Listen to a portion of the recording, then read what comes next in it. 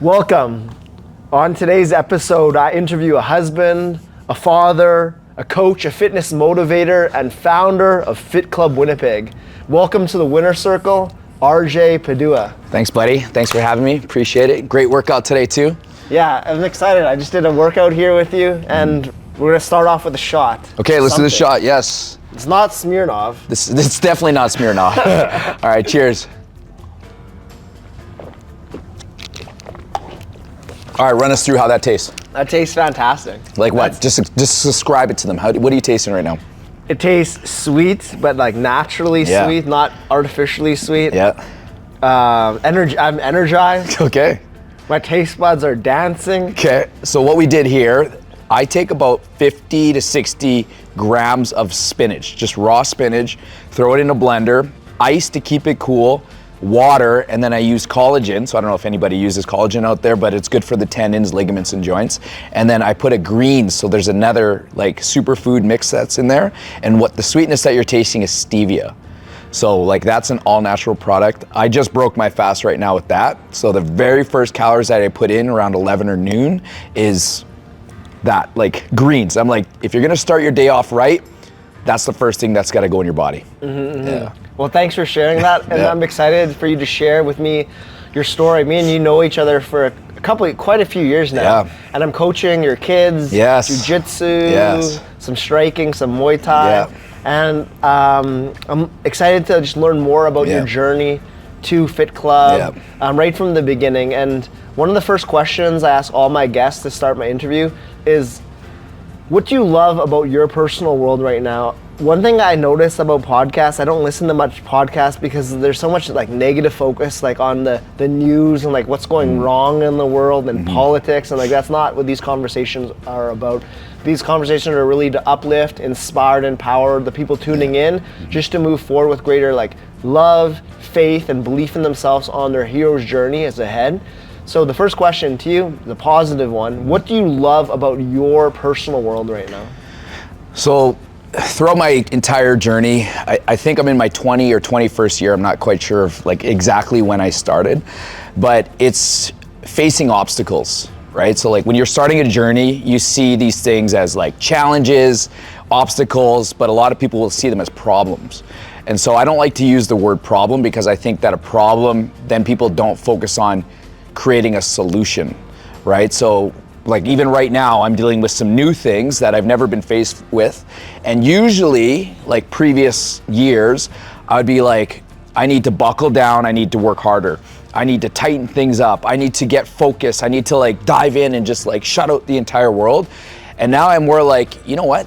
This is a part of the journey. Like having issues, having obstacles, having problems is now part of the journey. And I'm like, this is an opportunity. I'm like, thank you for presenting me with this obstacle that now I've got to go and spend time and learn about it so that I can grow. And then how do I prevent this kind of stuff from happening again?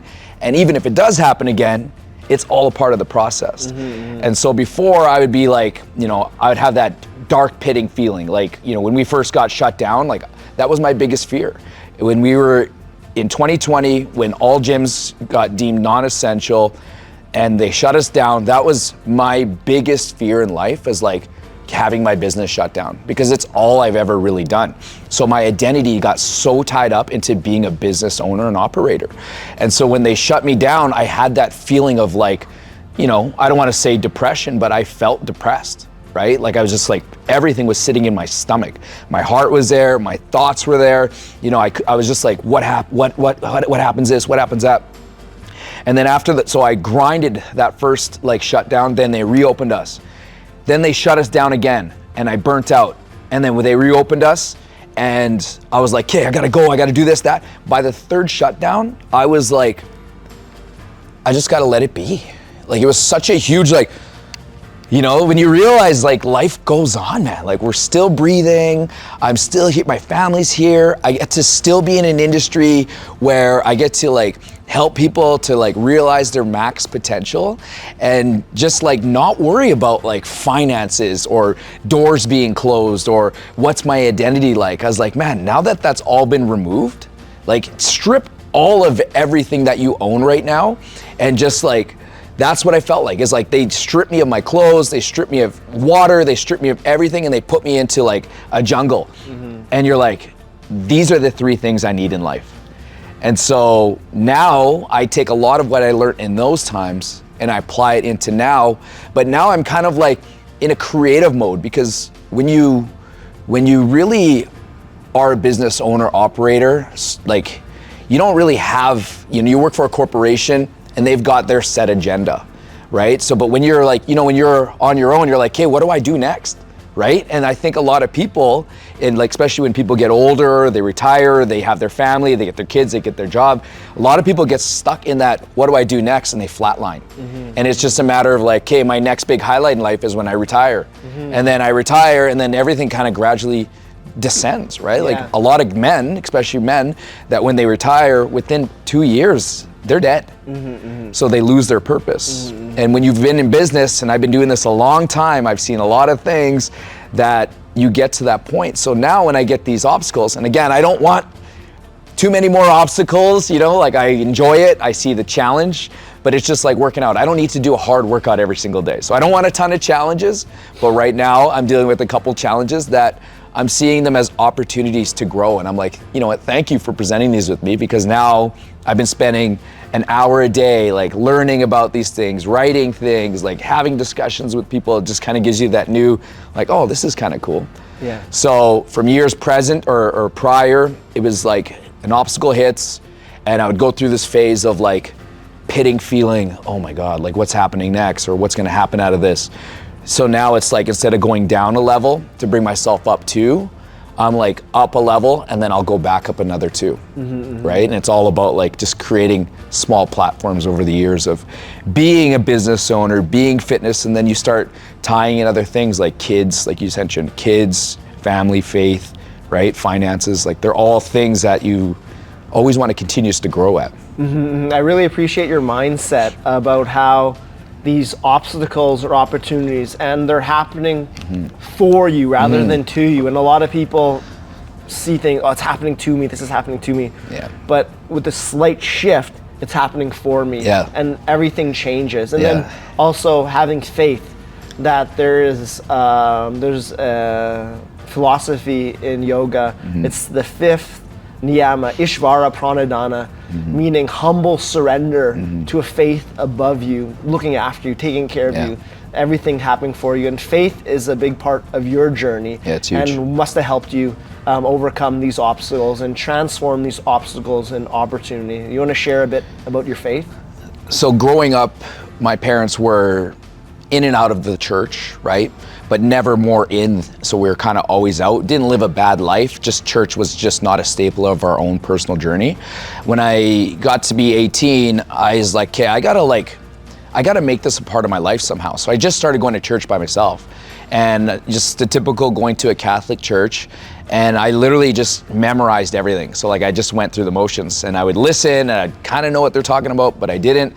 And then later in my 20s, I started, like, I never drank or partied or anything. It was really one set mind. It was like, okay, I'm going all in with my business. I'm gonna focus on, this and only. So I didn't drink from like 18 to 28. And then I got everything established, and then I started to party, right? And I partied hard for probably 2.5 years. Still ran all my life, maintained it, but the whole focus at that time was just like having a great time.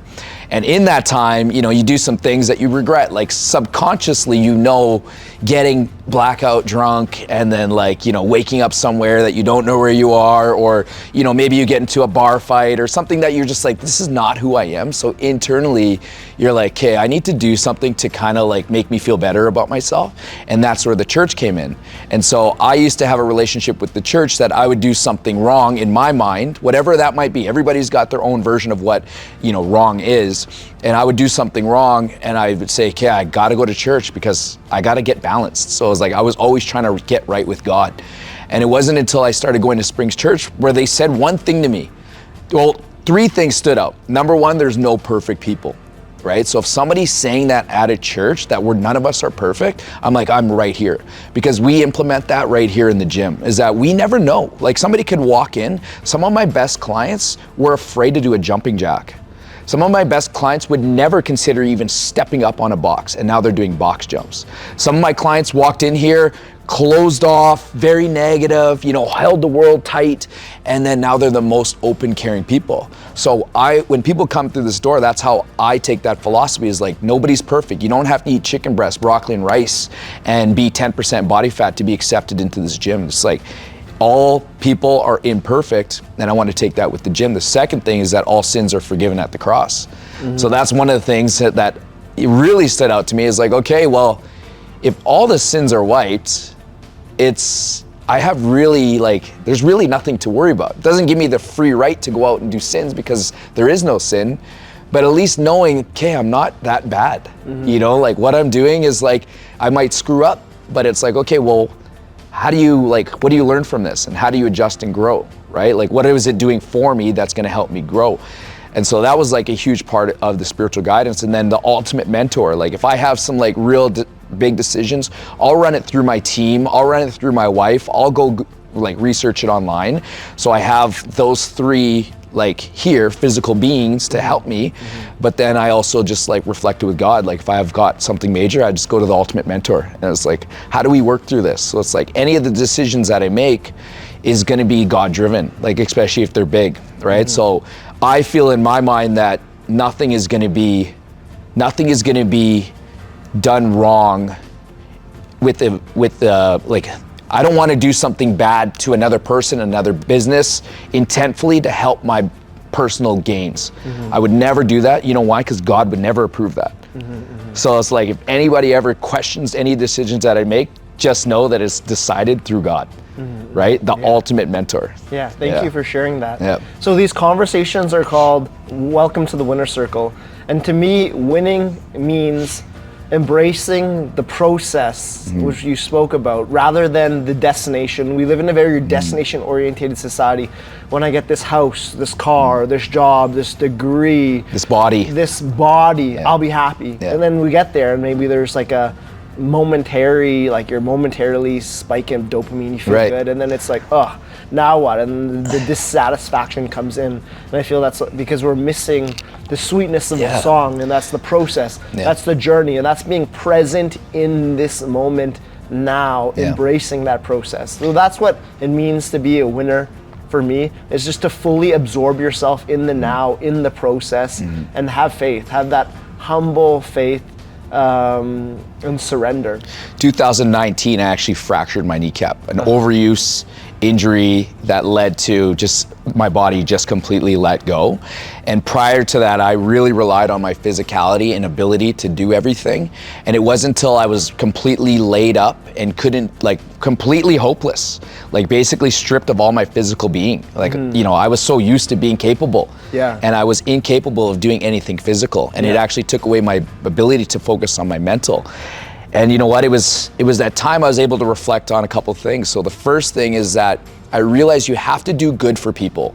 Like, you have to really do good for people, because ultimately, if you have enough profits that you can pay people to do things for you, but doing good for people will always get you more, longer, and further, because my people, they really stepped in.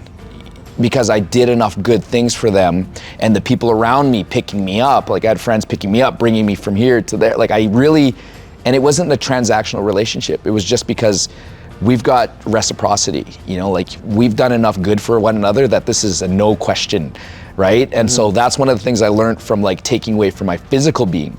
And then the second thing I learned was to slow down and enjoy the process. Like, my first goal was just to get from my house to here. Like, getting in and out of vehicles was like a no thing. Like, it just wasn't happening. And I came here and I worked out with a woman who was like 76 years old at the time. I remember walking the mall with crutches, and I would talk, like, this is an older mall where we're out of, and so a lot of times the retired will walk the hall, and we're talking people that are 70, maybe even 80 years old. And the best conversations I had was with them, because you know why? I moved at their pace. Yeah, they're not in a rush. They're not in a rush. Whereas, like, you and I, well, you're probably not as on the go, but the majority of my people I talk to is everything is in passing, right? And so now I always take that lesson of like, slow down sometimes and like have this podcast and like melt it in and just like enjoy the process, enjoy the presence, and like it just makes life a little bit more enjoyable when you actually stop and say, okay, like this is already awesome. Yeah. And everything extra on top of this is just bonus. Absolutely. So what does winning mean to you? What would you say winning means to you now from that experience, from those learnings? I think the ultimate winning, like my goal is to be an influence in the 4 areas of life. And I want people to realize that they can accomplish it all, right? Like somebody that's not fit, like that's my base platform, right? So 70% of my influence comes from fitness, right? So I'll take Mrs. Jones, 52 years old, has never worked out.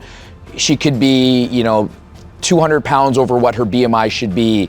And she'll come into the door with the worst negative thought process of herself and of her fitness abilities, and then turn her into this all-star who's hitting 2,000-3,000 workouts at Fit Club. And she's taking fit trips, she's taking hikes, climbing mountains. Like, I like that as number one. So it's like, you are capable of achieving fitness life. And then if you ever follow any of the Fit Club, you'll see that we do a lot of business associates, right? And so in finances, a lot of people that work out here are business owners, and we talk quite a bit. And so it's like, how can we help other people grow their finances, right? So it's like getting to a point where you feel great about your income and you have security with your finances is accomplishable. So that would be like a second thing that I do. Family life, you mentioned I'm a father. I want people to see that I can still run a business, take care of myself, spend time with my wife, go on trips, but be at every kid's tennis, or be there when they're doing martial arts in the basement with Derek, right? And then practicing with them, like doing homework, being present, being the father that they need, right? And then the last is faith. Like, I post about, and I openly talk about it. If somebody asks me about it, everybody that follows me on any social media platform, they would say he's a man of faith.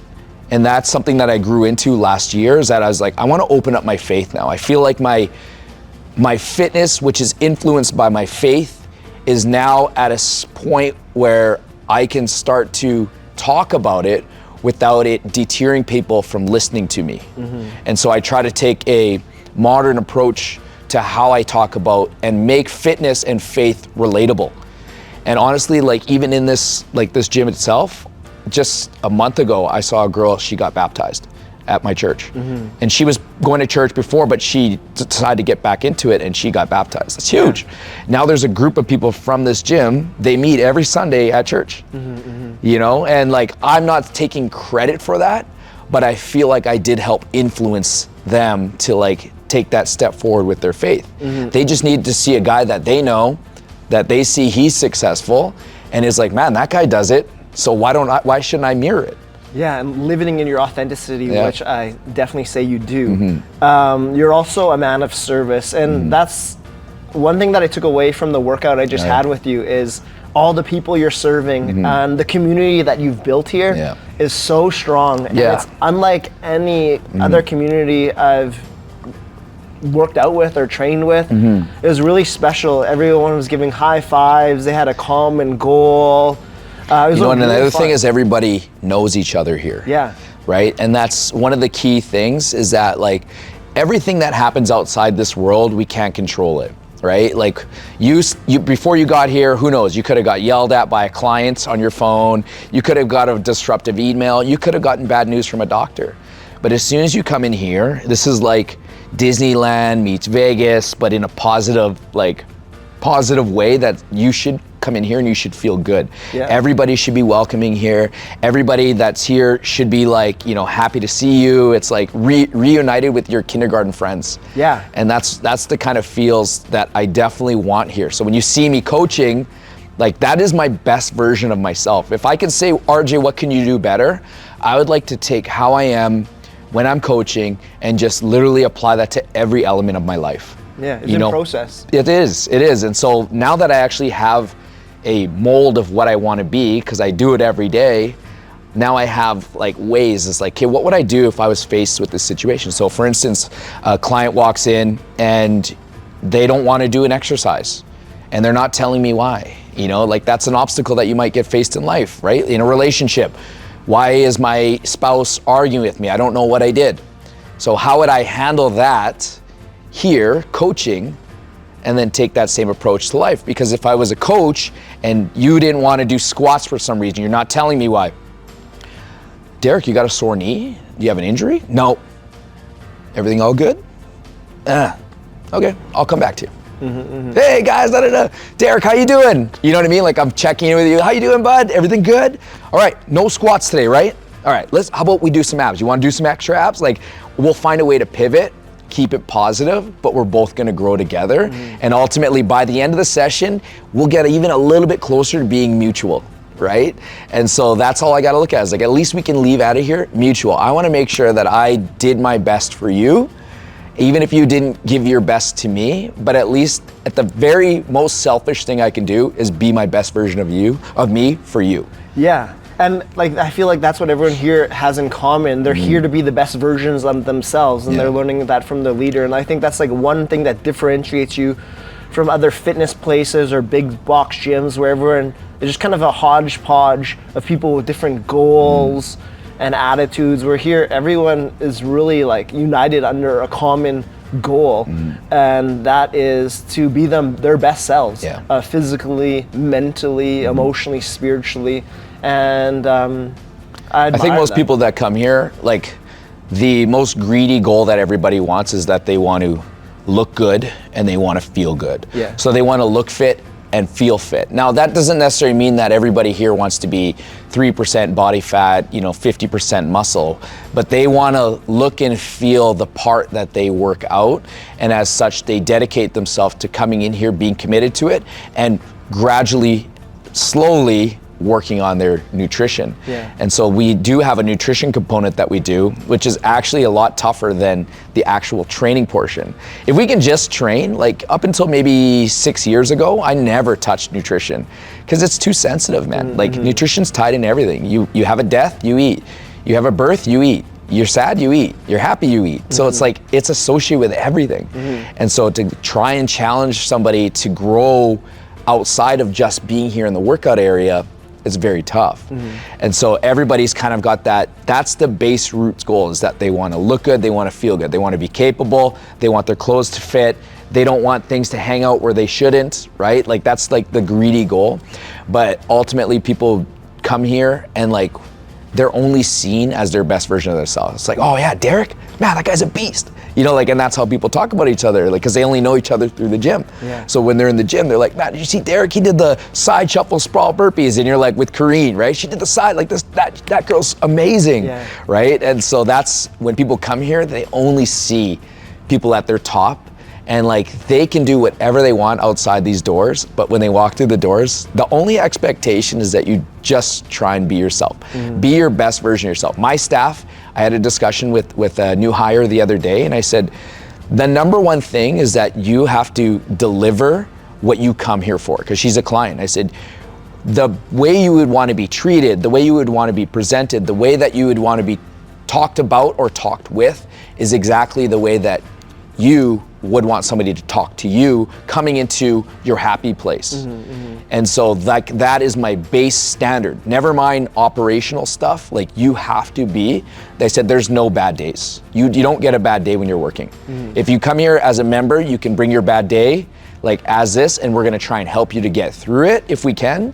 But when you work here, your bad day, it stops at the door, and that's my only standard of practice. Yeah, no, and I agree. Like, you really make fitness fun here, and I had to wake up earlier than normal to come here. I have a workout with my coach Tino after this.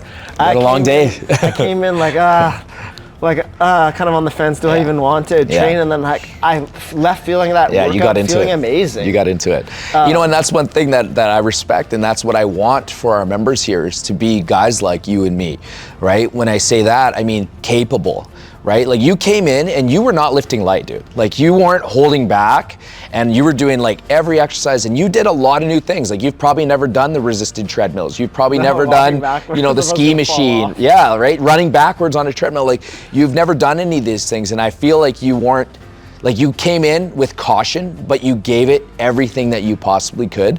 And that's what I want for the rest of our clients. Like a lot of them, they don't have to go into a workout, but let's say they want to go for a big hike with their now adult teenager kids.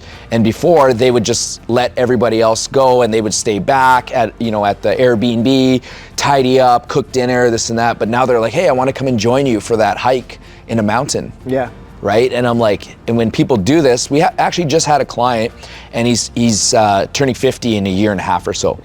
And he literally just climbed one of the highest mountains in the world. Mm-hmm. And what makes me so proud about that is that he's capable. He's got hip issues, he's got one kidney, he's got every reason to say I shouldn't push myself, but he planned for it over the course of a year. He focused on his nutrition. He did his therapeutic stuff. He did his workouts every single day, and he was able to conquer that mountain when a lot of times he's like, I'm calling in a helicopter.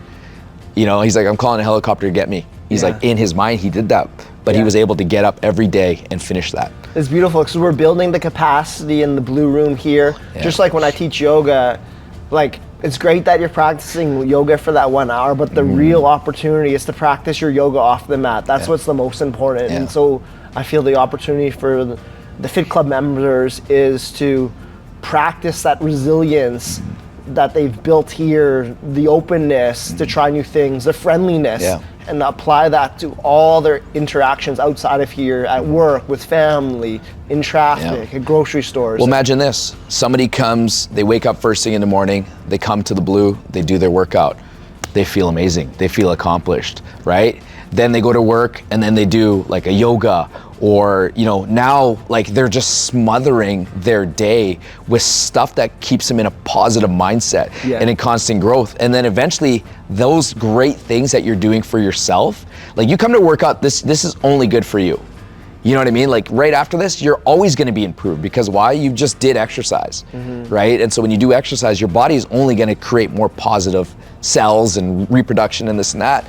And then you start layering it other areas of your life where you're in other situations like this. A lot of people come here and they actually do anywhere from an hour to 2 hours of workout. So some of them will be here in the morning, some will be in the afternoon. Yeah. Because they get that positive release. And then when they get faced with obstacles or problems, then they're still buzzing from giving themselves something good. And so it's really hard to have a bad day when you do stuff like we're yoga, so you actually attend a class, but then now you're saying practice this outside of your yoga. So now when you do a workout or you do a yoga, then the first obstacle you get faced with, it's not that hard, because you just did something great for yourself. So you're still feeling good. By the middle of the day, if you have a tough life, then it's gonna wear you down. But then again, you could find a way to, okay, what can I do to bring myself up? Yeah, and then if you notice bringing yourself down, just practice what we talked about, that forgiveness, forgiving yourself for getting in a bad funk, and then just getting back at it, as you do on the mat, you're feeling tired, just do your best. And that's all you could do. And that's the basic, and you need to be around people like myself and yourself to be reminded of that. Right? We live that life. I tell myself that all the time. And so I'm a type of person that likes to learn something and then teach it right away. Yeah. And the best way that I stay consistent is if I say it. I would never make you do anything I can't do myself. Yeah. And so if I'm, saying you need to do your green spinach drink every single day, why? Because it's healthy for you. Then why wouldn't I be doing that? And so I'm practicing it, but I'm also preaching it. And so the more you hear it and the more reminders you get, because not everybody gets surrounded with people that are really into that next level of life, and they're aiming to define what winning is to them. Yeah. A lot of people just hit that line and then it just gradually decreases. And so by surrounding yourself with more people that are what do they say? You are the 5 people that you surround yourself with. Imagine having a great coach and having a bunch of great people around you, at least for a half hour a day. Yeah. Right? That, it might not happen all at once, but show up here, 1,000 workouts, 2,000 workouts, 3, 4, 5. Now your exposure goes up. Yeah. And it might not happen all in your first year, but you do this for the next 10 years, fitness is for life. Yeah. Right? So you do this for the rest of your life.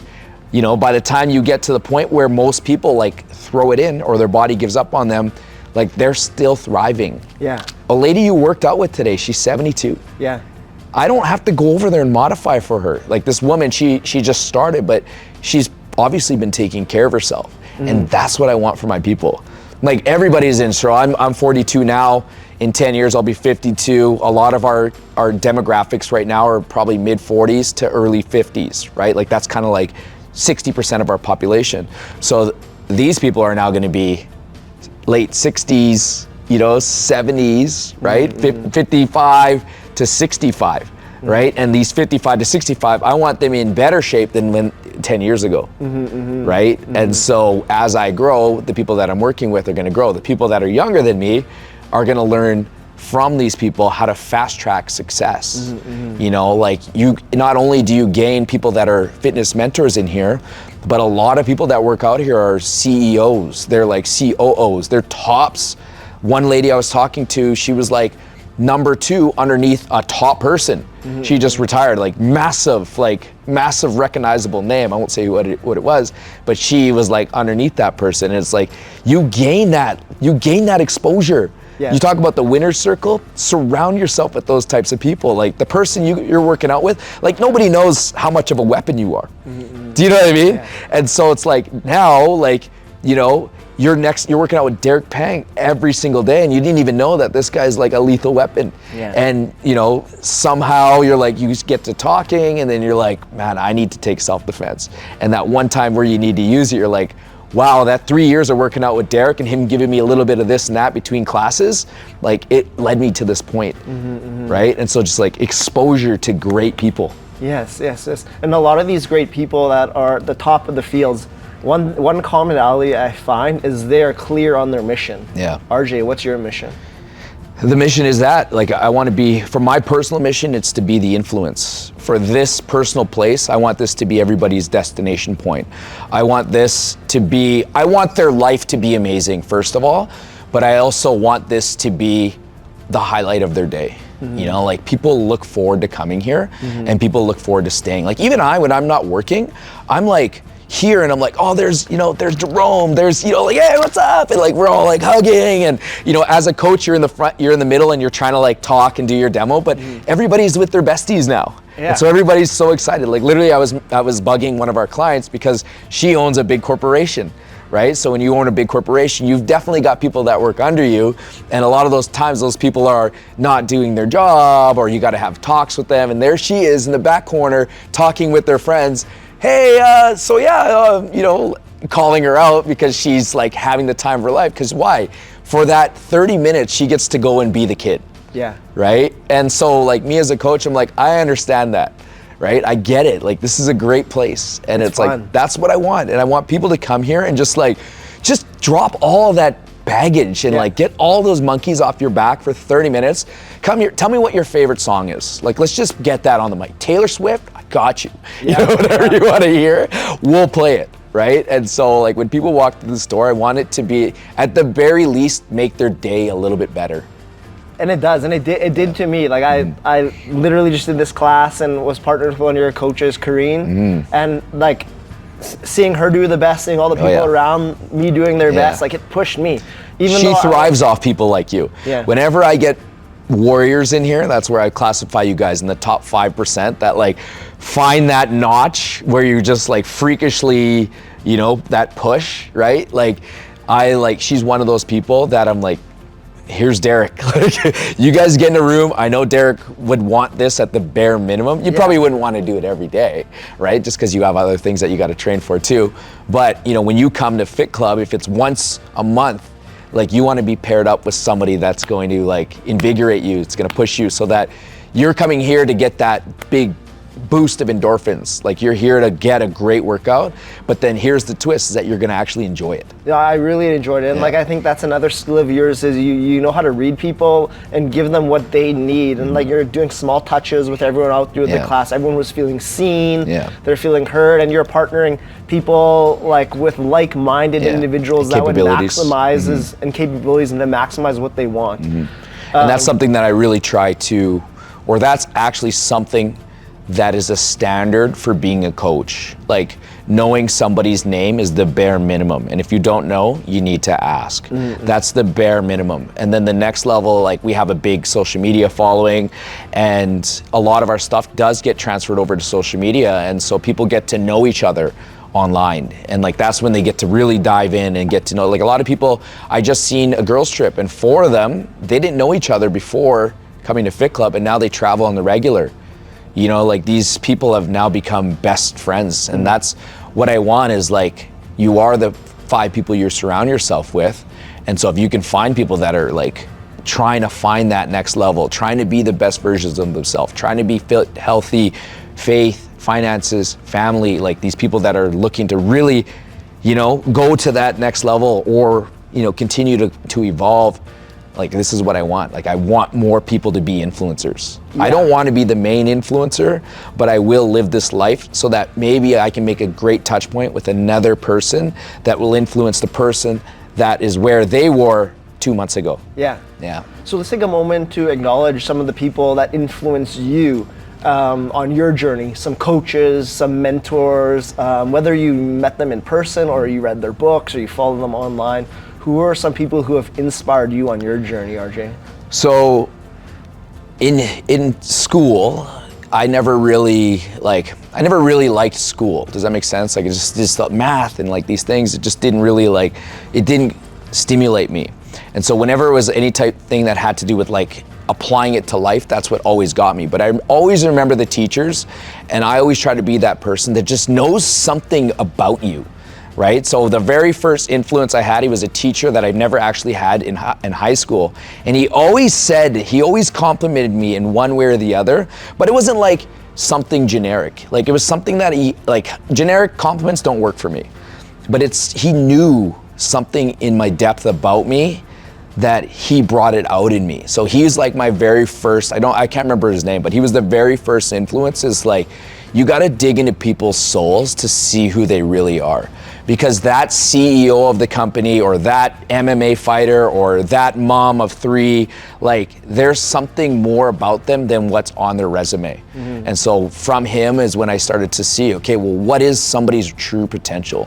Who are they, right? What else can we bring from them? Like, you know, Jerome's doing our filming right now, and we were friends in high school. He's always been such a great spirit. He's one of those guys, we didn't go to the same high school, but I would see him and his brother, and these guys were always like, they're just like you and I. Like, there's just something about our frequency that aligns. And he was always like the guy smiling and dancing, and so we connected then we worked together.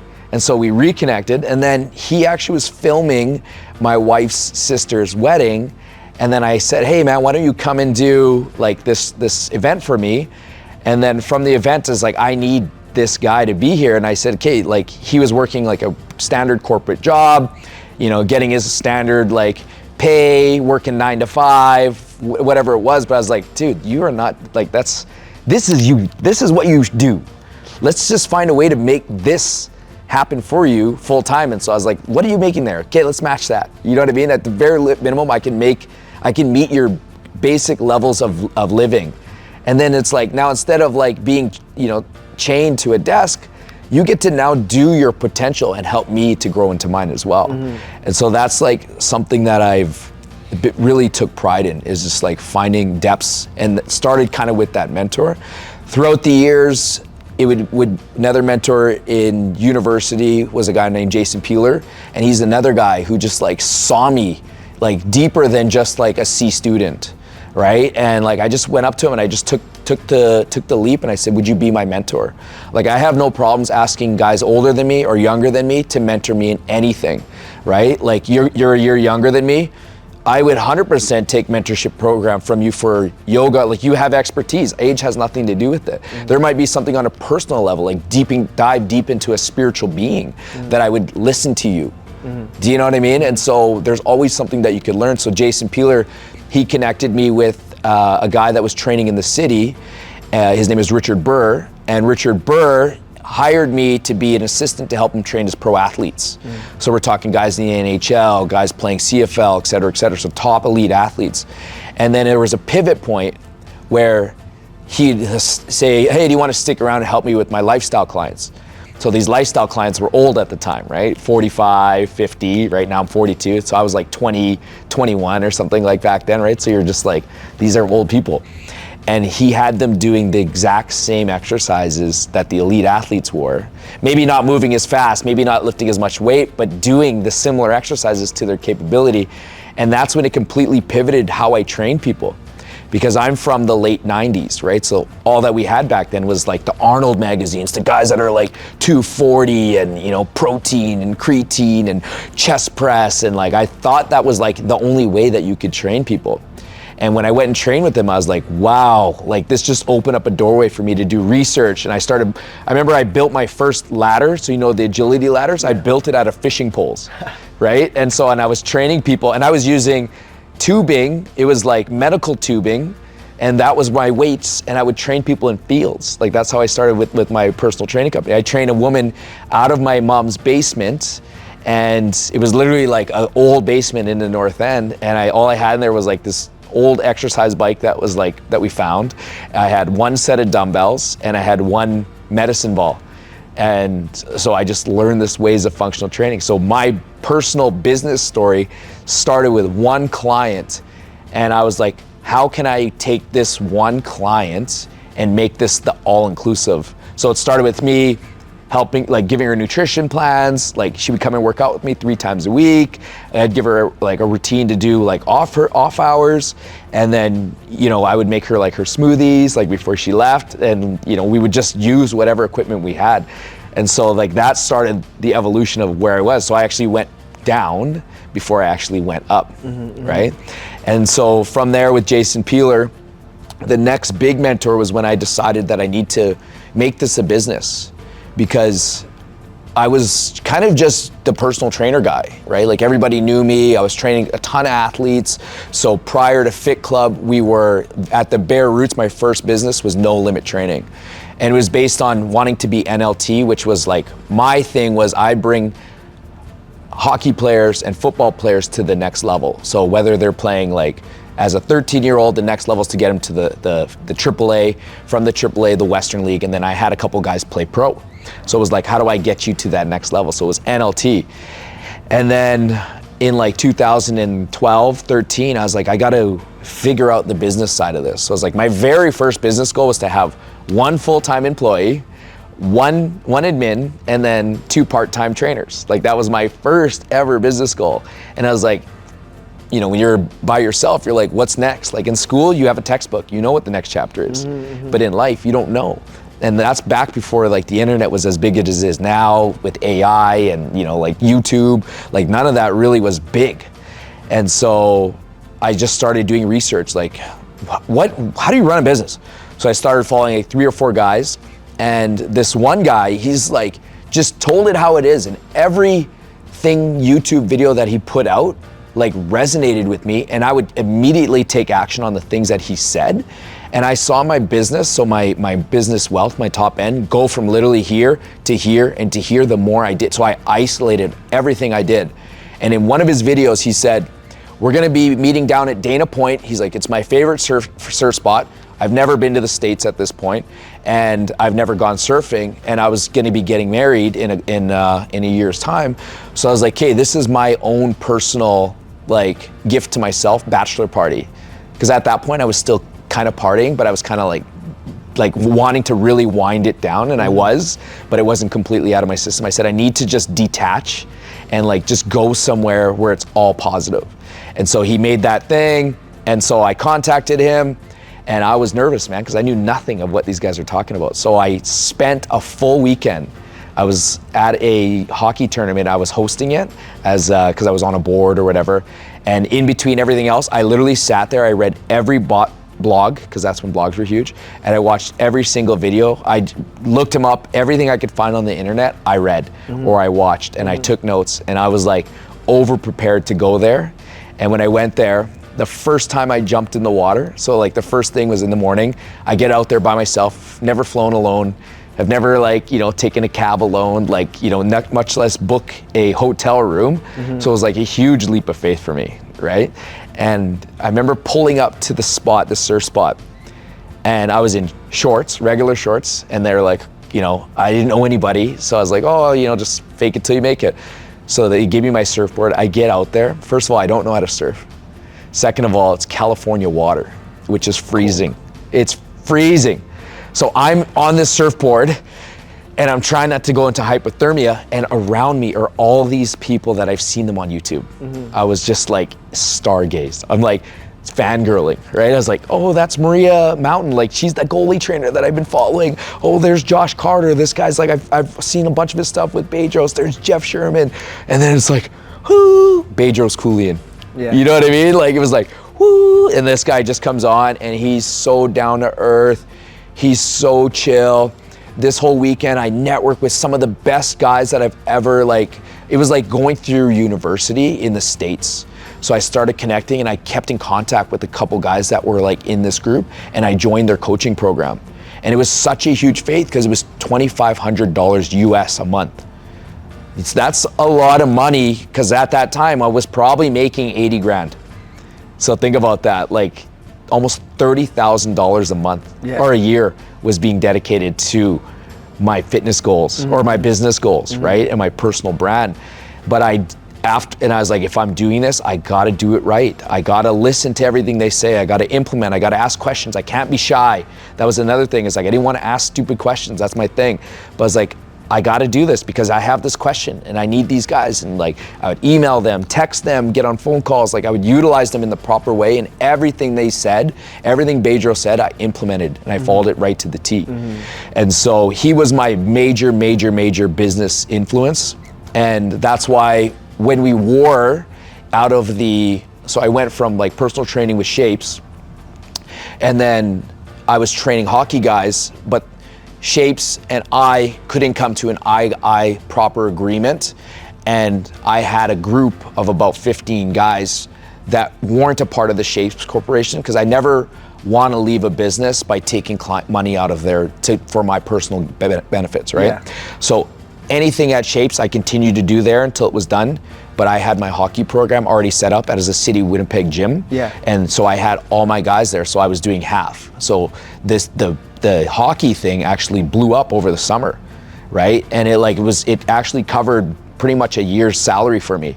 So I said, okay, now I've got enough income, right? So I made about, let's say $35,000, $40,000 in a summer, which was at that time is this is my nest egg. Yeah. So I was like, I'm gonna slowly decrease what I'm doing over there and then focus on building my clientele here. So I started in-season training. The parents, I started approaching them for if they want to do some personal training. And so I had, the other business was growing, and then eventually I just left Shapes, and then I started that whole business out of the basement. Yeah. And so we were out of the basement for a long time. And this is even prior to me meeting Bedros, because I was there probably since 2007. So I did about 6 years of my own thing. Yeah. And then I met Bedros in 2013. And then in 2015 is when I wanted to get out of the space. It was just not great for us. Give you a perfect example. One day I show up after a trip, and the manager of that personal facility said, you can't work out here anymore. And I said, I've got a full day of clients. What do you mean? I've just signed up 100 people here. Yeah. At that time, we probably had about 130 members. Yeah. I was like, I just gave you 130 memberships. Yeah. And they're all expecting for me to run these sessions today. So I had to cancel all my sessions that day. A guy, Stark Fitness, so Paul Dick, I called him up and I said, hey, can I rent your space? And so we went there for about 2 or 3 days. Thank God that I was talking to a lot of our different clients about it. Jeff Brawadi, shout out to Jeff Brawadi, I think he's still a councilman right now.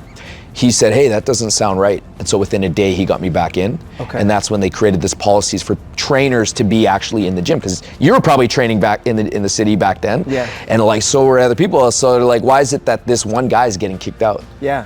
Right? And so I don't even think that there's any policy set for it now, but it just created this whole thing. And so within 3-4 day span, I was back in there, but I was like, I knew that this was not a good, this was not a welcoming home. Yeah. I was like, they don't want me here.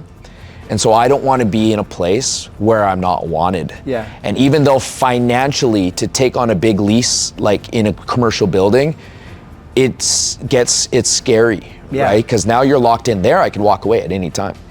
But to come into the finances of this, is like I needed to create a home where my customers felt like they belong, and we can deliver good music, you know, a more chill environment, the equipment that we want, nobody yelling at us, no fighting with the other tenants, no fighting with the front desk staff, like, you know, people like trying to intentfully like ruin our day. Yeah. I was like, I needed to create a safe space for our people that I can handle like all that. But I was like, I didn't want that for our clients. Yeah, and then you got your own space, and is that like when Fit Body Bootcamp franchise, you became a franchisee? Yep. So that's when I did 2 years of mentorship with Bedros under NLT. So that grew me basically from like 120 members up to about 180 members, which is like, that was a significant chunk. They taught me marketing, they taught me all the ins and outs of like the business. And so that was like huge, right? And so when I wanted to make the transition, he was always talking about all these different things that they did for their franchisees, and like I didn't know nothing about lawyers, space layout, paint, like all these things. Like when I come in here, what colors are going on the walls? And so it sounded like it was gonna give me the clear picture.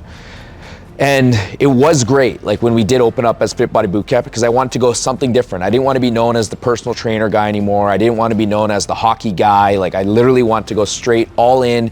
Anybody that's in their ages past sports, so like 35 and up, but their fitness is now forever. One of the things I didn't enjoy about training younger teenagers that were playing hockey is that if at 15 they weren't great, their parents stopped paying or the kids just quit the sport. Yeah. And I don't like turnover. Yeah. Like I want to know the same people. I want to help this person grow into the best version of themselves for the next 50 years. Long-term investment. Long-term investment. And that's when I really went all in with like the old, like us crowd. You know what I mean? Like the athletes, the older athletes, will so to speak, not in their prime, 13, 14, 15, but people that are like 25 plus. And then you did that for a couple of years. And then I think just having like the rigidity of a franchise, you wanted to do your own thing, and then so you left that to create Fit Club. It wasn't, you know what, the franchise, they were making changes and the direction that they were heading didn't fit. So rigidity, yes, but I would say that the direction that they were going in, it didn't fit the mold with where I was. They were more focusing now on new people that are new to the industry. So let's say you wanted to just create a nest egg and open up your own gym. So everything became very basic. So it'd be like somebody taking you into a MMA class and they're just teaching you how to stand. Yeah. And you're like, I know how to stand, dude. And they're just teaching you, okay, when you punch, don't put your thumbs inside your hands. Yeah. And you're like, you know, and so it got to the point where it was like, okay, like this stuff is fantastic, but it's just it's not where we need to go. And I still kept Bedros as a mentor after we left the franchise, and that's when we grew into our own. And so yeah, Fit Club evolved from that, and even coming up with the name was difficult. And so two things really kind of stood out with the name three things. Number one, visibility. So like if you go on a search and you're looking for fitness or you're looking for a health club or a fit club or something, those two words would pop up. That was number one. Number two was like, we like the lineups. We like the busyness. Like we like the nightclub feels. Like I had the best times at the bars. But how do I take what we do in the bars, which only leads to a negative consequence, and how do we turn that into a day-to-day thing that we can do that only leads to a positive consequence? Yeah. And that's working out in a positive environment, right? So like cool lights, cool music. Lights, yeah, everything. And so that was like the thing. And then we wanted people to feel a part of some kind of club that they were like proud to represent, right? Like I go to Fit Club. Like yeah, and people like all your members have different. You have cool shirts, all these different shirts. There's more than these, and everyone's like voluntarily wearing these. They want to be a part of this club. They identify with it. Yeah, I don't see this anywhere else. Like just such buy-in on like I'm a part of this club, and like everyone has your gear on. And it's cool. It enhances the vibe. Yeah, they want to be here. So yeah, that's what we made the trip, is that we wanted to. We're only one location ever. Like even still to this day, I would say at least once a month I get somebody asking if they can franchise my gym. Like guys I know or guys that follow me or whatever, you know, they're asking like, how can I pay you to help me build one of these in my city? right? And under the name. And I said, no, there's just gonna be one. I made that decision that it's like, there's gonna be one home. You know, yeah, it limits my potential growth. Like I could be famous, you know, like, but I'm like, I just wanna make an impact right here, and then the trickle effect that it has outwards.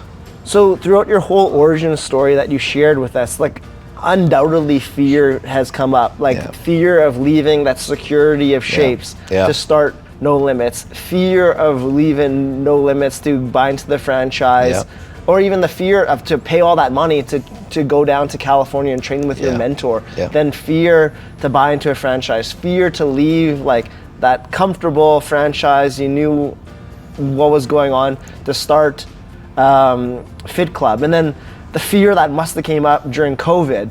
Like what has your relationship with fear looked like, and how's that evolved? Every fear, every problem, every obstacle, the nice thing about knowing what you're worried about or what your problem is that literally it's the opposite effect. It's not that hard. Like if you want to get in shape, you work out more. If you want to look slimmer, you eat less. Like it's, you know what I mean? Or you eat better. It's like literally not that complicated. And so when it comes to any of these fears, like they hit me. Like, you know, there's always the fear.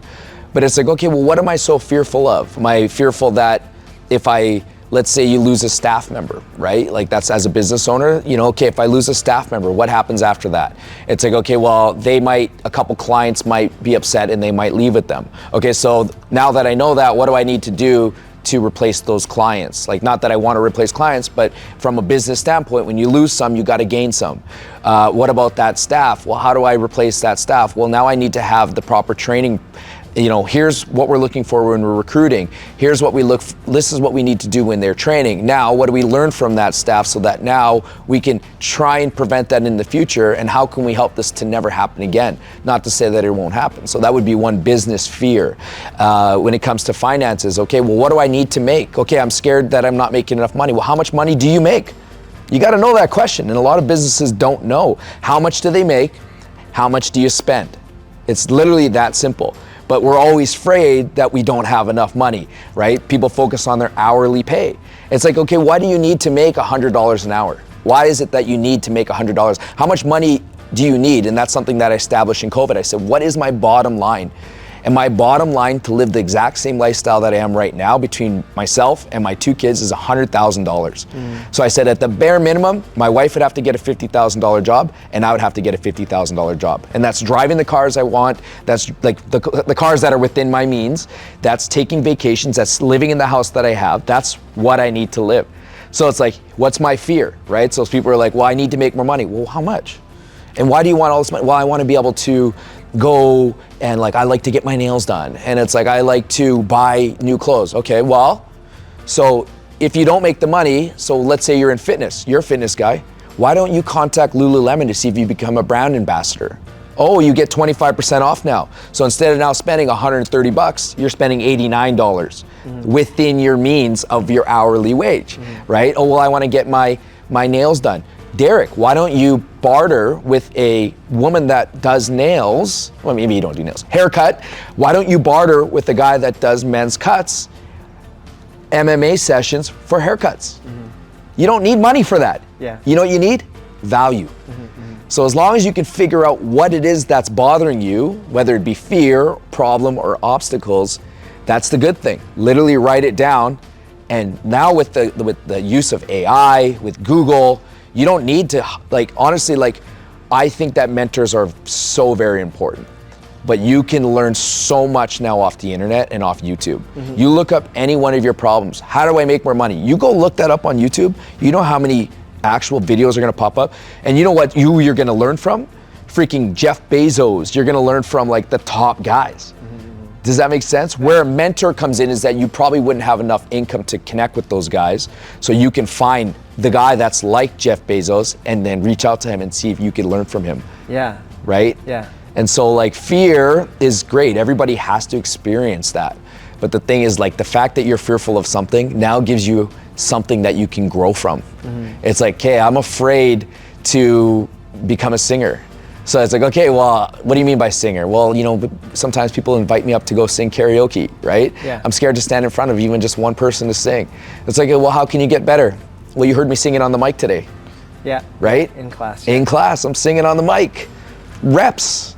So what's the simplest thing I could do? I can just sing a little bit of a song that I know, build my confidence, and then, sing while I'm in my car and have a good song that it's ready to go. So then the one person says, hey, come and sing karaoke with me. Oh, can you put on Bed of Roses, Bon Jovi?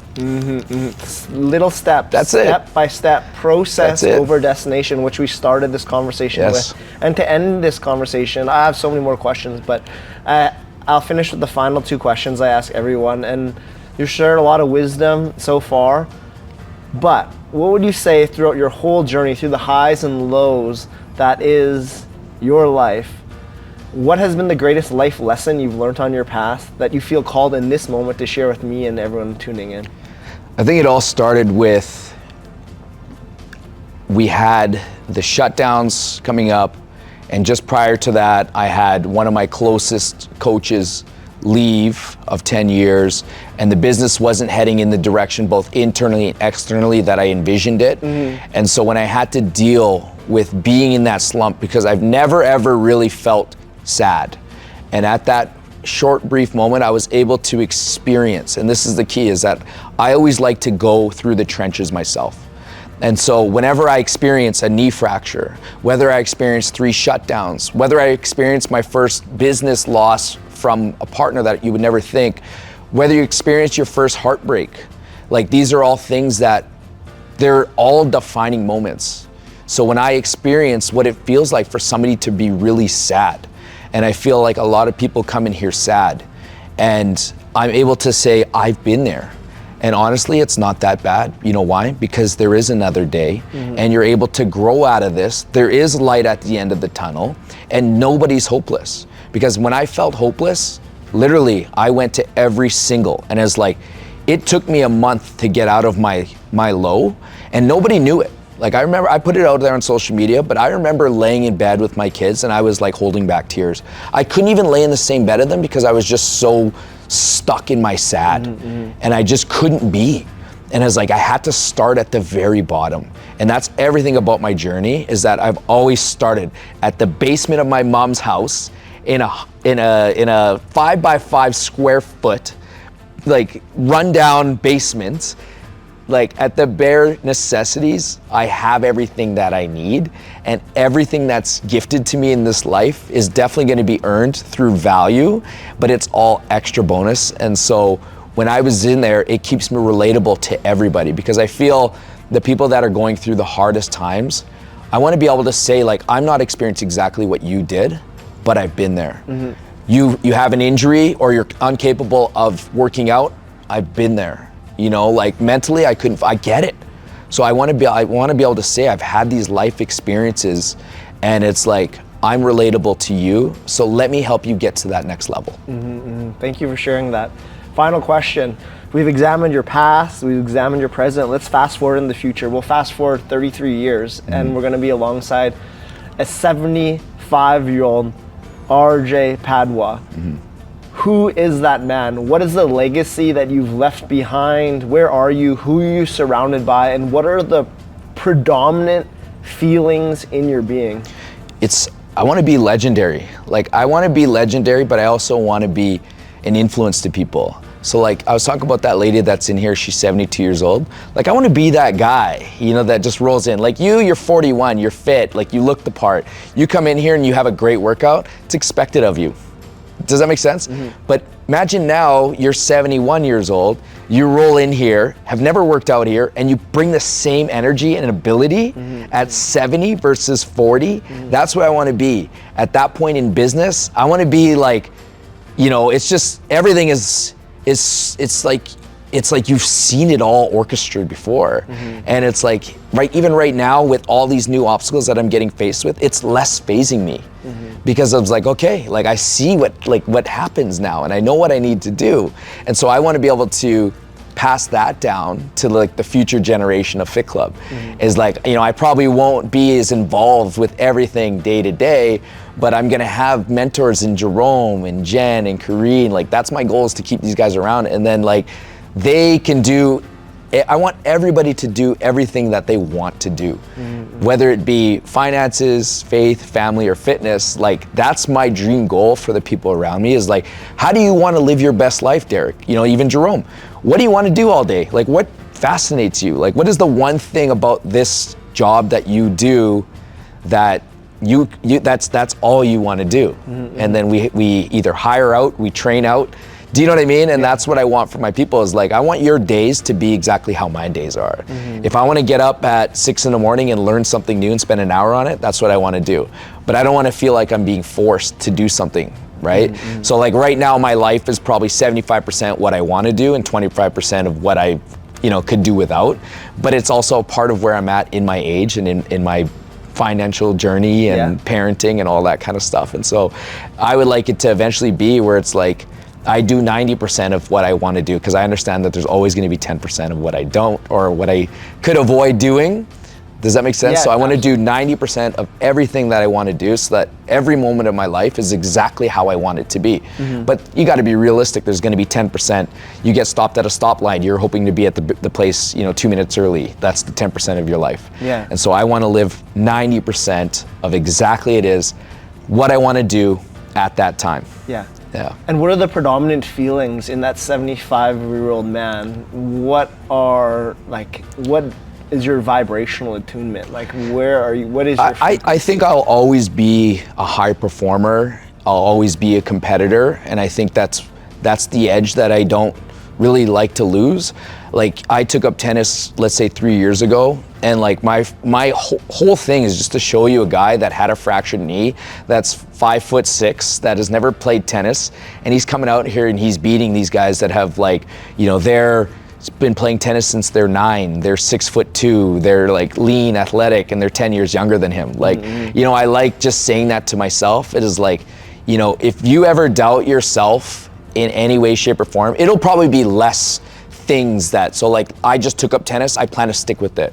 But prior to that, I didn't play no football, and I made it to nationals. Like basketball, played at top levels. Like, you know what I mean? So the variety of what I'm doing is probably gonna be less. Like, I'm not gonna take up MMA. Like, I just know it. Like, maybe I'll learn some stuff if I want to, but I'm not gonna go all in and take the hits. Because if I play it, I'm gonna wanna do it like all in. And just like at this point in time, it's not necessary. But can I become more legendary in tennis? And then can I use that story to relate it to somebody that's maybe in their 30s and they're like, no, I can never get back to playing, basketball, or I can never ever, go climb a mountain with my kids. Like, well, listen, like, I started tennis when I was 39 and now I'm like at a top level. And it's not as difficult now as when I started, right? And so everything that I do, I want to be in this fitness industry. I'm not looking to recreate the wheel. I want to enhance it, right? I want to turn my car from gas to electric. I want to turn my electric car into a hover car. You know what I mean? Like, that's the evolution, but it's still a car. So I invite you just to ground yourself, sit tall in your chair, and just feel into that 85-year-old man, the one you could close your eyes, that has left a legacy of influence and inspiration to all those whom we touch. You're a family man, you're 90% doing exactly what you want to be doing. You've helped so many people. And just feel into that man. Become that 75-year-old RJ Padua, here and now. Lean into him. Sit with him. And then I'm going to bring you back. I'm going to bring you back to the current now. And that RJ, he whispers in your ear a message. What does that 75-year-old man say to you? I'm proud of you. I'm proud of you. Beautiful. I'm proud of you too. And I'm grateful to be your friend and to work out with you here. Thanks for having me, buddy. I appreciate you. This journey, it's always a great energy. Just walk this process with you. Thank you, brother. And that is the winner circle.